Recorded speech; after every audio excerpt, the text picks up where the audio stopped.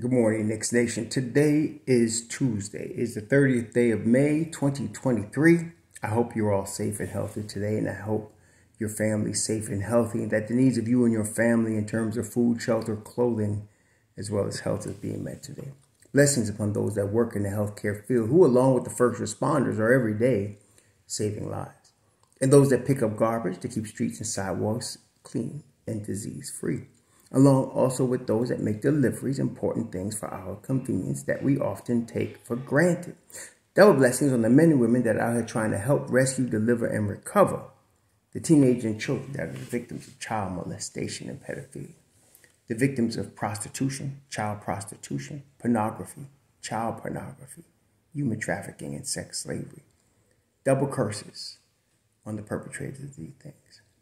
Double curses on those who profit from these things, and double curses on the perverts that create the demand of which the other perverts provide the supply. Finally, blessings upon the homeless. There are nearly 600,000 men, women, and children homeless in the United States of America, and millions around the world in similar or worse conditions. Blessings upon them, for theirs is the kingdom. First of all, I want to say congratulations to the Miami Heat. If the Knicks had to lose to a team that was an A seed, let it be a team that's going all the way to the finals. And that's where the Heat find themselves. It's an amazing ride for them, losing Tyler Hero as well as Victor Oladipo, and then having a major guys step up along with, of course, their stud Jimmy Butler, but having a whole team step up and play together. The big surprise was Caleb Martin. Caleb Martin is a very interesting case. Number one, he is a classic case, which some of you are not going to hear because you just can't. But he's a classic case of a guy that's not available. Okay? Yes, he would fit perfectly on the Knicks, on a lot of teams. He is now also an example of a guy that worked hard to develop his game to get what you're seeing now on the floor. He wasn't like this 4 years ago or 3 years ago. He was barely in the NBA. Miami really gave him his first shot, a 3-year, $20 million deal, his first real money in the NBA. But now he's moved to another level, and he's in his prime. And he, big shot after big shot. The whole playoffs, really, not just against Boston, but against the Knicks as well, in the previous games as well, and against Milwaukee also. Caleb Martin came to play this year, and he has developed and is bearing fruit. Now, he has got one more year left on his deal, and then he's got a player option for the end of this next season. And I'm sure he's going to get an extension of some sort. And that's why I'm saying that's the type of guy that's not available. A guy that plays a critical role, and what might have been a role player, but plays a critical role in the run to the finals that the Heat have. And, of course, Miami's not going to let him go. He's there on a $6 million deal. He's in his prime, and a guy like that, it's not like you got to give him $30 million a year. You probably give him 3 years, $48 million, and he's happy, and you're happy, and you got a guy at a very cheap deal. So that's what I'm saying. A lot of people just start throwing names out for the Knicks to go after. You don't just go after everybody. It's not like a shelf that you just pick food off of. It doesn't work like that. But there are players that are available, like Kristaps Porzingis, and there's players that are not available, like Caleb Martin. Okay, so yeah, just to give you an example of that. Also, when you're looking at players for the Knicks, you must also, and we did this exercise on Sunday. So we talked about Alec Burks, and Alec Burks is an obvious, easy choice for the Knicks. They can pay him the mid-level exception. Once they move Fournier and Derrick Rose comes off their books, they have enough money to pay him the mid-level exception of $11 million. They can give it to him for 2 years. He can slide right in on the bench. The problem that you must account for, though, and some of you still beating your head up against the wall, I guess you just like to do that. Tom Thibodeau plays 9 guys. He doesn't play 10. Some people say, well, he plays 10. No, he'll give minutes to 10. But that's not rotation minutes. There's a difference. Rotation players generally play at least 10 minutes a game. That's a rotation. Deuce McBride gets a lot of 10th man minutes, but usually less than 10 minutes. So he's not really, well, he's not in the rotation. So the 9 guys, though, will generally get 15, 20 minutes in the rotation. Okay. And so that's your rotation. He doesn't change it. It's a standard NBA practice, not just Tom Thibodeau, but it's a standard NBA practice. Of the 30 teams, I would say at least 20 of them go with 9 guys on a regular basis. So that's not unusual. So for people to be talking about, well, we're talking about now Alec Burks, who in the 9-man rotation would have to be removed to make room for Alec Burks, because you can't just add him. You got to have somebody coming out. Okay, and so he's not going to start, not with this unit. So you're looking at Hartenstein, Obi, IQ, and Josh Hart. So one of those guys has to be out, right? So we're talking about, and when we did the poll on Sunday, it came out that, you know, IQ was probably the odd man out, because, not because he, you know, and again, some of y'all get this attitude, well, why are you getting rid of him? No, we're not getting rid of anyone. IQ is a starter and could be a star in the NBA. Okay, and he knows it. He believes it. And there are other teams that believe it. So you're probably going to trade him.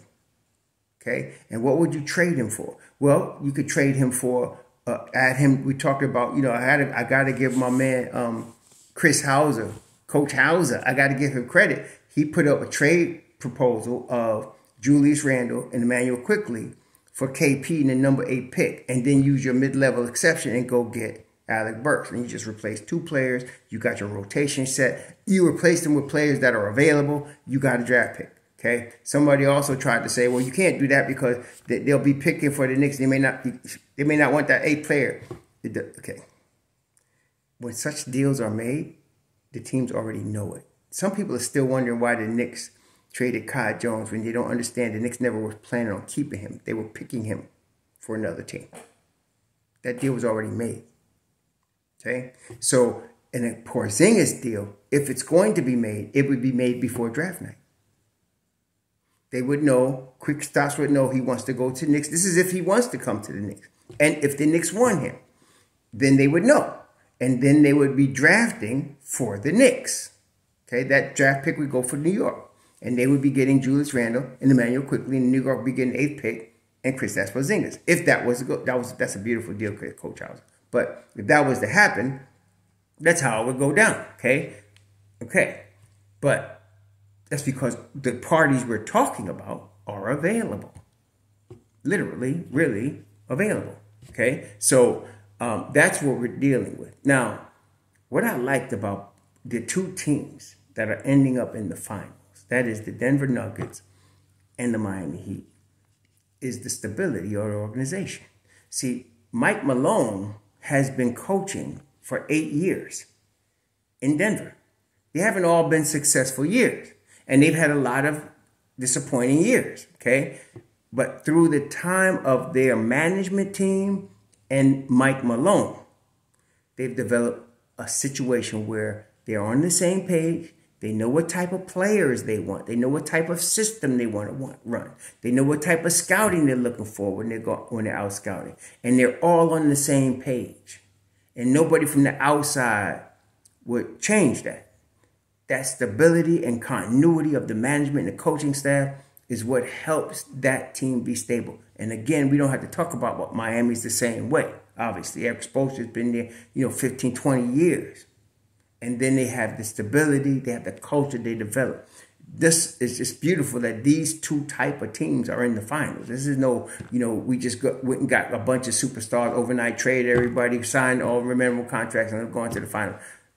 I find that to be garbage. That's not long-term sustainable winning. That's what you want in New York, long-term sustainable winning. What am I saying? We're going to keep our management team in place.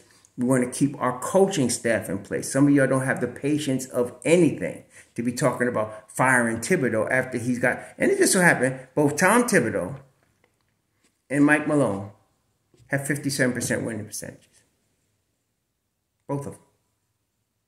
Okay? Mike Malone is, to me, on the verge of winning the Denver Nuggets' first NBA title. Okay? Now, Tom is older. He's 65 years old. Mike Malone is 51. So Tom may not be coaching past. I don't think he's going to coach past this contract. I think he's going to coach out the 2 years of this contract, and they probably. I don't think it's going to be. If the Knicks are going the way I see them going in terms of stability, they already got Johnny Bryant is here because he's the heir apparent to Tom Thibodeau. He's the heir apparent, and he should be. Okay, and so you want that type of stability in your organization.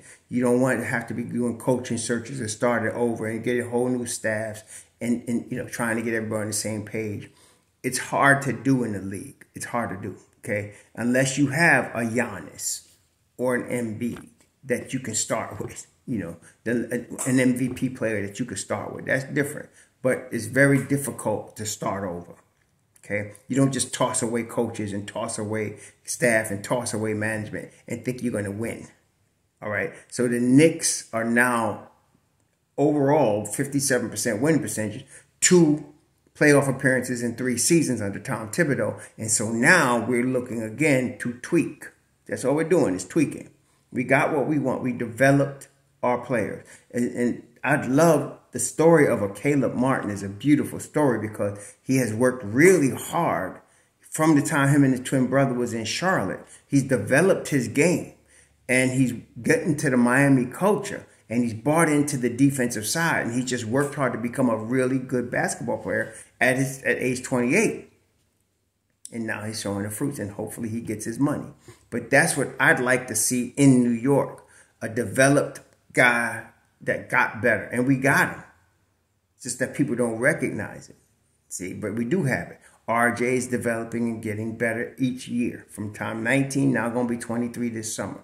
Obi's getting better and developing each year. Emmanuel Quickly, his first year, I thought of him as just a strictly 6 man. But I got to say, at the end of, not just this past season, even the end of the season before this, he was showing he could be a starter in the NBA. And he's proven it again this past season. He was up for 6 man a year, but and part of the reason he didn't win is because he started so many games, because he has that ability. See, so developing guys and getting the most out of them. And again, looking at a Caleb Martin that's 28. Okay, RJ is 5 more years from 28. Okay, IQ is going to at least 4 more years from 28. Obi's 3 more years from 28.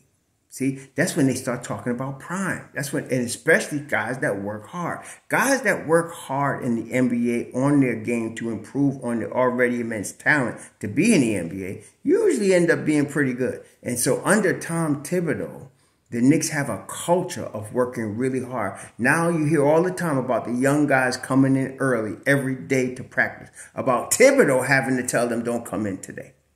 Because they're all there, from the 12th man all the way to the first man, working hard. That's going to bode well for the Knicks. I'm very excited. Watching these 2 teams makes me excited about the Knicks because I see the same culture developing in New York. Okay, I see the same attitude, the same continuity between Leon Rose, Walt Perrin, and those crew, and Scott Perry and them crew, and Tom Thibodeau and Johnny Bryant and them crew. I see that developing. Yes, we got some issues to iron out. Of course we do. Okay, this is the 3rd year.